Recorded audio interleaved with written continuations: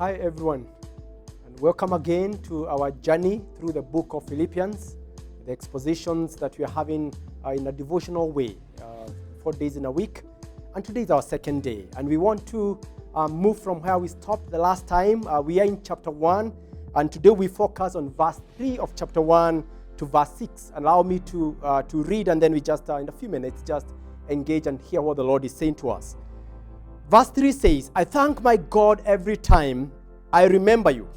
In all my prayers for all of you, I always pray with joy because of your partnership in the gospel from the first day until now, being confident of this, that he who began a good work in you will carry it on to completion until the day of Christ Jesus.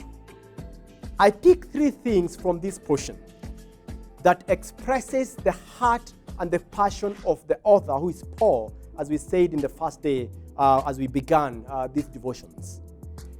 The number 1 is a grateful heart.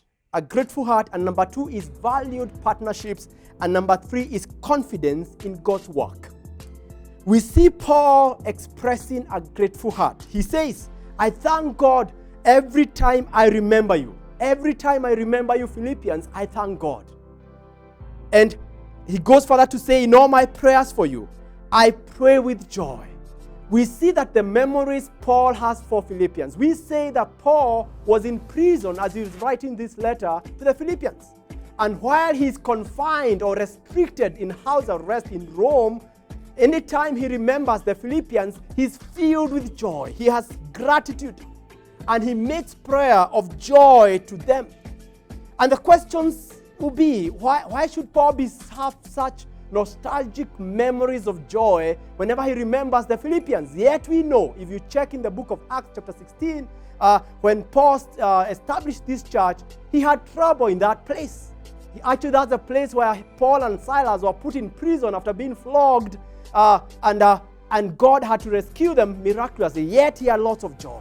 This tells us that Paul's joy is not based on external experiences or encounters, but it's based on accomplishment of God's purpose in people's lives and what God has called him to do. And I think today, when we have so many things that could be sapping our joy, we need to always look out and see what is God's purpose for our lives. Are we accomplishing it?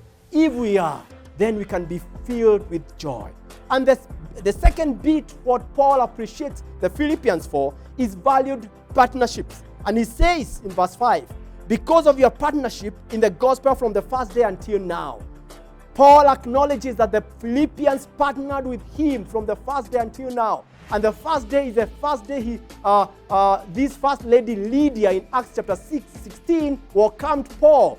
All until this time Paul is in prison, where we know in chapter 2 of the book of Philippians, the church sent Epaphroditus to go and help Paul. And Paul acknowledges that partnership.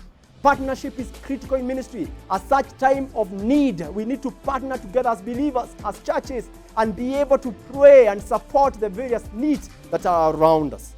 And the last bit is the confidence in God's work. Paul says, I am confident that what God began in you, Philippians, he will finish it. He will accomplish it. Paul acknowledges God's role. He knows, even though I'm the one who planted the church in Philippi, the work belongs to God. We are co-workers with God in this work. God is at work. At times we may not know what he's doing, but he is at work. And he says, the one who began the good work in you, he will bring it to, he will accomplish it until the day of Christ. And what that does is that it calls for humility as we serve God. It calls for surrender and trust. We need to trust that God is at work. And we need actually to acknowledge that we are co-workers with him. As the Bible tells us in 1 Corinthians chapter 3, verse 9, that we are co-workers with God. So that as we work, we need to trust in God. We need to know God is at work. And at this time, as we face the pandemic, and as we even do ministry in very tough times, we need to be reminded God is at work.